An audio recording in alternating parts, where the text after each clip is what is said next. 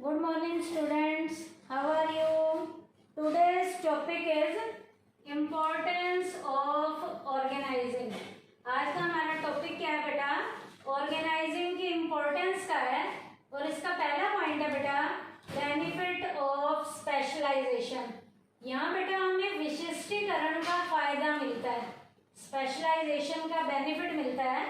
Under organising all the activities are divided into various works or job। यहाँ पर organising के अंदर बेटा सारी एक्टिविटीज को काम के अकॉर्डिंग या जॉब के अकॉर्डिंग डिवाइड किया जाता है। For all the sub works competent people are appointed. बेटा उस काम को करने के लिए जिसे हम सब वर्क्स में भी डिवाइड करते हैं, उन सब वर्क्स के अकॉर्डिंग काम को देने के लिए भी वहाँ के जो कॉम्पिटेंट लेवल के, जो प्रतियोगी लेवल के जो लोग हैं, उन्हें अपॉइंट किया जाता है। Who become experts by doing a particular job time and again. अब बेटा जब उस काम को व्यक्ति बार बार कर रहे हैं, उन्हें वो काम बार बार दिया जा रहा है, तो उस बार बार काम को करने के बाद वो व्यक्ति उस काम के क्या बन चुके हैं? एक्सपर्ट बन चुके हैं। तो जब वो व्यक्ति उस काम के एक्सपर्ट बन चुके हैं तो वो अपनी यूनिट को स्पेशलाइजेशन का बेनिफिट देंगे। अब मान लीजिए यहाँ पर कोई परचेज का मैनेजर है, उसे रोज परचेज का काम दिया जा रहा है, तो परचेज मैनेजर परचेज के काम को करने का धीरे धीरे से क्या बनता जाएगा? एक्सपर्ट बनता जाएगा। ऐसे ही सेल का काम है, सेल मैनेजर को दे रहे हैं, बार बार दे रहे हैं, वो मैनेजर सेल के काम को करने का क्या बनता जाएगा? स्पेशलिस्ट बनता जाएगा। सेकंड है क्लियरिटी इन वर्किंग रिलेशनशिप। बेटा यहाँ हर एक को अपने अपने वर्क के बारे में पूरी हर चीज की क्लैरिटी है। Organising clarify the working relation among employ. बेटा ऑर्गेनाइजिंग जो है आपस में लोगों के बीच के जो वर्किंग वाले रिलेशन है उन्हें अच्छे से क्लियर करता है। कैसे क्लियर करता है? It specify who is to report to whom. किसने किसको रिपोर्ट देनी है। इसका मतलब यहाँ सबऑर्डिनेट को पता है कि हमारा सीनियर कौन है, यहाँ सबको पता है कि किसने किसको रिपोर्ट करनी है। Therefore communication become effective. यहाँ कम्युनिकेशन बहुत बढ़िया तरीके से होता है। It also help in fixing accountability. इस तरीके से अकाउंटेबिलिटी को फिक्स करना भी आसान होता है।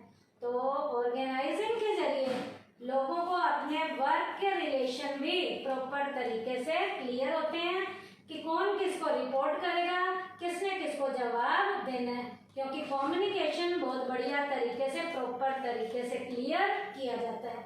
उसके बाद थर्ड पॉइंट है optimum utilisation of resources. Organising में बेटा हर एक रिसोर्सेज का बेस्ट से बेस्ट डायरेक्शन में यूज किया जाता है। Under the process of organising the entire work is divided into various small activities. Organising में बेटा एक बड़े काम को छोटे छोटे पार्ट्स में उनकी एक्टिविटीज के अकॉर्डिंग डिवाइड किया जाता है। There is a different employ performing every different job. हर एक अलग अलग एम्प्लॉय अलग अलग तरीके की यहाँ जॉब को बढ़िया तरीके से परफॉर्म करते हैं। This becomes possible only because of the fact that there is a clear scalar chain. अब यहाँ पर बेटा हर एक को ये भी पता है कि क्लियर स्केलर चेन के अकॉर्डिंग यहाँ काम हो रहा है। तो यहाँ पर जब हर चीज क्लियर है तो एम्प्लॉय को अपना जो भी काम करने के लिए रिसोर्स दिया गया है वो रिसोर्स का बढ़िया तरीके से इस्तेमाल करता है। There is optimum utilization of all the available resources। यहाँ के जितने भी अवेलेबल वाले रिसोर्सेज हैं उनका बेस्ट डायरेक्शन में यूज किया जाता है। कैसे बेस्ट डायरेक्शन में यूज किया जाता है? क्या क्या दिया जाता है एम्प्लॉय को? मटेरियल दिया जा रहा है तो मटेरियल का बेस्ट डायरेक्शन में यूज होगा। मनी दी जा रही है तो मनी का बेस्ट डायरेक्शन में यूज होगा। प्लांट मशीनरी वगैरह टूल्स इक्विपमेंट है, उन सब का बेस्ट डायरेक्शन में यूज किया जाता है। क्यों? क्योंकि काम को छोटे छोटे पार्ट्स में डिवाइड करके दिया जाता है और हर काम को करने के लिए अलग अलग व्यक्ति लगाए गए हैं और अलग अलग व्यक्तियों को अलग अलग डिफरेंट तरीके का काम दिया गया है और जिन्हें ये काम दिया गया है वो अपनी फील्ड के स्पेशलिस्ट हैं। तो स्पेशलिस्ट लोग अपनी फील्ड की हर चीज का जो उन्हें एज अ रिसोर्स दिया गया है उसका बेस्ट डायरेक्शन में यूज करते हैं। उसके बाद है एडेप्टेशन टू चेंज। यहाँ बेटा हम रोज अपने आप में कुछ चेंज को अपनाने की कोशिश करते हैं। Organising process make the organisation possible to adapting to any change connected with the post of the employee। बेटा यहाँ हर पोस्ट के ऊपर जो एम्प्लॉय बिठाए गए हैं वो अपने अपने काम में अपने अकॉर्डिंग रोज कुछ ना कुछ चेंज करने की उसमें कोशिश करते हैं। कैसे? मान लीजिए स्केलर चेन के अकॉर्डिंग काम होता है तो सीनियर जो भी कहता है सबऑर्डिनेट उस काम को उसके अकॉर्डिंग करने की कोशिश करते हैं। तो कैसे? This becomes possible only because of the fact that there is a clear scalar chain. यहाँ हर एक को हर चीज स्केलर चेन के अकॉर्डिंग क्लियर है। स्केलर चेन के अकॉर्डिंग कैसे क्लियर है? हर एक को पता है कौन किसका सीनियर है, कौन किसके नीचे एज अ सबऑर्डिनेट काम कर रहा है। अब जब कोई जगह खाली होगी तो उसे भर दिया जाएगा। Whenever a managerial post fall vacant, it is immediately filled up by the promotion। Promotion के जरिए उस पोस्ट को क्या कर लिया जाएगा? भर लिया जाएगा। इसका मतलब जब उस पोस्ट को भर लिया गया है, every subordinate is well aware of the working of his boss। हर एक सबऑर्डिनेट को अपने बॉस की वर्किंग के बारे में हर तरीके से पता है। तो जब हर तरीके से पता है, उसे पता है कैसे काम करना है, तो अपने बॉस के अकॉर्डिंग वो अपने आप में टाइमली चेंज को ले आता है। तो ऑर्गेनाइजिंग प्रोसेस जो है बेटा चेंज को भी अपने अंदर एडेप्ट करने में हमारी हेल्प करता है। उसके बाद इफेक्टिव एडमिनिस्ट्रेशन, बढ़िया तरीके से यहाँ एडमिनिस्ट्रेटिव एक्टिविटीज की जाती हैं। It has generally been observed that there is always a condition of doubt about the authority of the managers among themselves। कई बार यूनिट में लोगों को ये पता ही नहीं होता, अपनी अथॉरिटी के बारे में नहीं पता होता, लोगों को यही नहीं पता कि कौन हमारा सीनियर है, कौन हमारा सबऑर्डिनेट है। The process of organising makes a clear mention of each and every activity of every manager and also of their extent of authority। Organising में यहाँ बेटा हर एक को हर चीज अच्छे से क्लियर है। हर एक सीनियर को भी पता है कि मैं किस सबऑर्डिनेट के ऊपर एज अ सीनियर हूँ, और हर सबऑर्डिनेट को भी पता है कि हमारे ऊपर कौन as a senior role play कर रहा है। बेटा जब सबको अपने बारे में पता है कि हम किस पोस्ट पे हैं, हमारी अथॉरिटी कहाँ तक है, हमें कहाँ तक अपने सुपीरियर का कहना मानना है, और सबऑर्डिनेट को भी पता है कि हमारे ऊपर कौन बॉस है। It is also make clear to whom shall a manager order for a particular job। Everybody also knows to whom they are accountable। यहाँ हर एक को पता है कि किसने किसको रिपोर्ट करनी है, किसने किसको जवाब देना है।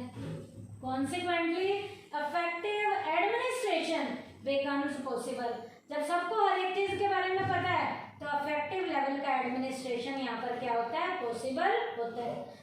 अफेक्टिव लेवल का एडमिनिस्ट्रेशन भी ऑर्गेनाइजिंग में ही पॉसिबल होता है। उसके बाद है डेवलपमेंट ऑफ पर्सनल। हर एक एम्प्लॉय का भी पर्सनल लेवल पे यहाँ डेवलपमेंट होना शुरू हो जाता है। Under this process delegation of authority is practice. यहाँ पर डेलीगेशन ऑफ अथॉरिटी को प्रैक्टिस में लाया जाता है। इसका मतलब सीनियर अपने सबऑर्डिनेट से यहाँ पर काम करवाता है।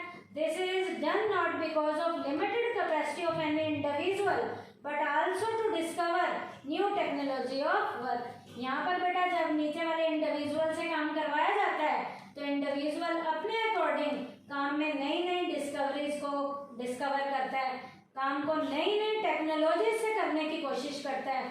तो जब हर एक इंसान अपने काम को नए तरीके से करने की कोशिश करेगा तो पर्सनल लेवल पे भी यहाँ डेवलपमेंट होना शुरू हो जाएगा। It provides opportunity of taking decision to the subordinate. यहाँ पर तो बेटा सबऑर्डिनेट को भी डिसीजन लेने की अपॉर्चुनिटी दी जाती है। Consequently it help them to grow and develop. जब बेटा सबऑर्डिनेट डिसीजन लेगा तो टाइमली उसका ग्रोथ भी होनी शुरू हो जाएगी और उसका पर्सनल लेवल पे डेवलपमेंट भी होना शुरू हो जाएगा। उसके बाद लास्ट पॉइंट है एक्सपेंशन एंड ग्रोथ। यहाँ पर बेटा यूनिट का एक्सपेंशन भी होगा और यूनिट ग्रोथ की ओर जाना भी शुरू होगी। ये भी किसके कारण पॉसिबल हुआ है? ऑर्गेनाइजिंग के कारण। The process of organising advise the employees the freedom to take decision. यहाँ पर ऑर्गेनाइजिंग बेटा एम्प्लॉइज को कहती है कि डिसीजन जो है आपने अपनी मर्जी से लेने हैं, which help them to grow. जब इंसान अपनी मर्जी से डिसीजन लेगा तो उसका अपने आप ही ग्रोथ होनी शुरू हो जाएगी, उसका डेवलपमेंट होना शुरू हो जाएगा. They are always ready to face new challenges. अब बेटा यहाँ पर डिसीजन लेने हैं तो एम्प्लॉय हमेशा न्यू चैलेंजेस को फेस करने के लिए तैयार बैठे हुए होंगे. This situation can help in the development of the enterprise. और ये सिचुएशन किसी भी एंटरप्राइज को डेवलपमेंट की ओर ले जाने में, उसको एक्सपेंड करने में और यूनिट के ग्रोथ में ये सिचुएशन हेल्प करती है. This help in increasing the earning capacity of the enterprise. इससे उस यूनिट की जो अर्निंग वाली कैपेसिटी है वो भी इम्प्रूव होनी शुरू हो जाती है, which in turn help in its development, जिसके कारण उनका डेवलपमेंट होना शुरू हो जाता है. तो ये पॉइंट था एक्सपेंशन एंड ग्रोथ. तो आज के टॉपिक में बेटा हमने ऑर्गेनाइजिंग की इम्पोर्टेंस के हमने कितने पॉइंट किए हैं? 7 पॉइंट किए हैं. क्या क्या? पहला था बेनिफिट ऑफ स्पेशलाइजेशन, दूसरा क्लैरिटी इन वर्किंग रिलेशनशिप, तीसरा ऑप्टिमम यूटिलाइजेशन ऑफ रिसोर्सेज, चौथा एडेप्टेशन टू चेंज, पांचवा इफेक्टिव एडमिनिस्ट्रेशन, छठा डेवलपमेंट ऑफ पर्सनल और लास्ट था expansion and growth. Thank you बेटा.